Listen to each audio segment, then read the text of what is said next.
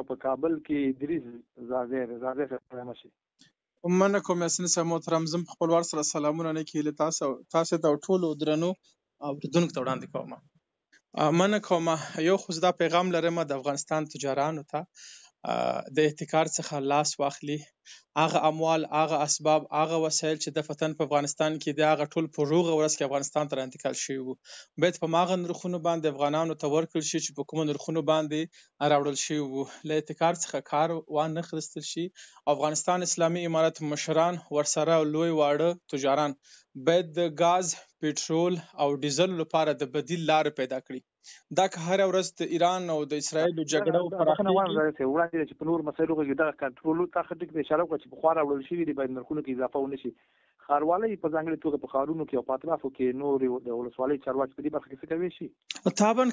تابن کوي شي. هغه وسایل او اسباب باندې نرخونه لوړ کړي چې نوي اخیستل کیږي.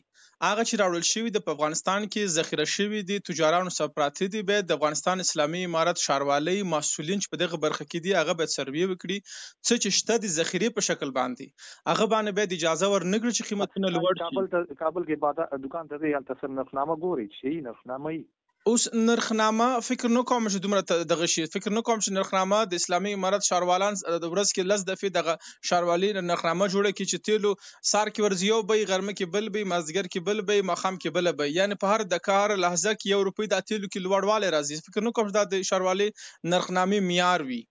هر گزینه هر اسباب باید سر نه وڅېړل شي. باید تجارانو ته دغه زمینه برابر نه شي نه د اجازه ورکړل شي چې احتکار وکړل شي او د غشته اموالو کې د قیمتونو لوړوالي سبب ګرځي. او هغه څه چې د وروسته په لوړ قیمت باندې خستل کیږي هغه ته به موږ هم سرګدو تجاران به هم سرګدي هغه ته به بدیل لار سره پیدا کوو چې هغه ته به د اسلامي امارت مشران او زموږ تجاران باید زر تر زره د ایران پر ځای له بل هیواد څخه د تیلو باید هغه قراردادونه لاسلیک کړي ترڅو د افغانستان کې دغه کبل اقتصادي ناورین رامنځته نشي.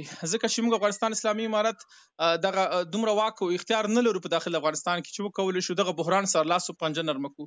فکر کوم چې له دغه زاویې به افغانستان ډیر ټپي شي او دغه زاویې به افغانستان ډیر غټه ضربه وویني د پټرول او غاز او ډیزل لپاره. بل دغه پیغام لرم څوک چې زونه زمونږ په تهران کې دي زر تر زر به دغه ځخوزي او بل پیغام دغه د چې د تهران او زینو دوستانو میسجونه کړي ته پرېغوستو په واتساپ باندې چې د ایران حکومت خو ته اجازه نه ورکوي. کچیرته دغه مو په ایران کې زمونږ سفیر اوري زمونږ الته څوک مسؤل اوري باید د افغانانو ولته چې په تهران کې دغه غم مخرج ترڅو له دغه جنجال له دغه افت څخه راخلاص شي خپل هیواد تر استانه شي.